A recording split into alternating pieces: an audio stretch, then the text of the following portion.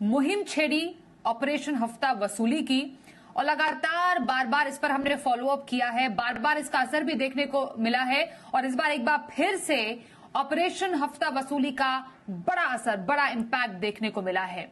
अब जो ताजा खबर आई है वो ये है कि सरकार अब गैर कानूनी लेन देन और बिना रजिस्ट्रेशन लोन देने वालों पर लगाम लगाने की तैयारी कर रही है और ये एक बहुत बड़ा असर है उस ऑपरेशन हफ्ता वसूली का जिसको हमने जोर शोर से उठाया था। आइए इस पर और ज्यादा डिटेल्स लेते हैं। अमरीश पांडे हमारे साथ है। अमरीश, कई सालों से लगातार बार बार जी बिजनेस अपने चैनल पर ऑपरेशन हफ्ता वसूली के जरिए उन तमाम पीड़ितों की आवाज लेकर आए जिनसे इस तरीके से जबरन वसूली हुआ करती थी। पहले भी कई बार इस पर हो चुके हैं कई तरीके के एक्शन, लेकिन इस बार जो एक्शन हुआ है, बगैर रजिस्ट्रेशन कर्ज का लेन देन अब अपराध माना जाएगा। कितना बड़ा असर इसको देखें? देखिए स्वाति, लगातार हम इस बात को लेकर आवाज़ उठाते आ रहे थे। हमने पहली बार जब शुरू हुआ था ये कोविड के दौरान, इस तरह के इंस्टा लोन ऐप्स शुरू हुए थे, उसके बाद लोगों को वो परेशान करने लगे थे और उस समय से हमने आवाज़ उठाना शुरू किया था। फिर लोगों ने आत्महत्या शुरू की, हमने राज्यों से उसके लिए अपडेट लिया। राज्यों की पुलिस ने अपने स्तर पर उसकी जांच शुरू की थी, वहां की रिपोर्ट हमने फाइल की। इसके साथ ही केंद्र सरकार ने उस पर एक्शन लेना शुरू किया था। एक वर्किंग कमेटी बनाई गई थी, उस वर्किंग ग्रुप ने अपनी रिपोर्ट नवंबर 2021 में दे दी।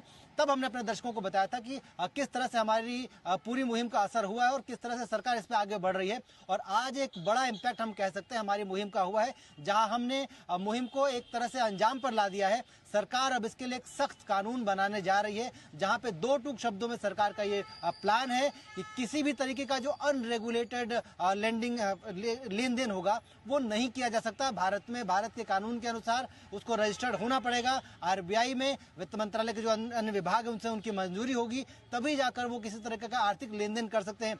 यहाँ तक कि जो हमारे मोहल्ले में एक छोटी कोऑपरेटिव या संस्था बनाकर जो लोग लेंडिंग करते हैं वो भी नहीं कर पाएंगे अगर वो आरबीआई से रजिस्टर्ड नहीं है। तो इसके साथ ही आरबीआई ये जो ड्राफ्ट रेगुलेशन है वे साफ कहता है कि किसी भी तरीके का इस तरह का लेन देन अगर करता कोई पाया जाता है तो उस पर 1 करोड़ रुपए तक का जुर्माना, 10 साल की सजा हो सकती है। इसके साथ ही अगर किसी ने नियमों को दता बताते हुए अगर इस तरह का लोन दिया है और वो जबरन वसूली करने की कोशिश कर रहा है या फिर किसी तरीके से कानून को आड़े हाथ ले रहा है, तो ऐसी सूरत में 2 से लेकर 7 साल की कड़ी सजा। इसके अलावा इस केस में भी 2 लाख से लेकर 10 लाख तक का जुर्माना सरकार इसमें सुनिश्चित कर रही है। एक और अहम बात इस पूरे ड्राफ्ट में देखी गई है कि सरकार ने साफ, अगर ये इनसे आप लोन लेते हैं तो आप सुरक्षित हैं, तो कोशिश कीजिए कि आप अपना लोन इनसे ही लें। इसके साथ ही एक अहम चीज, अगर इस तरह का कोई अपराध सामने आता है जो अलग अलग राज्यों में हो रहा है, तो ऐसे में सीबीआई जो है केंद्रीय एजेंसी होगी, वही इस तरह के सारे मामलों की जांच करेगी। वजह यही है इसके पीछे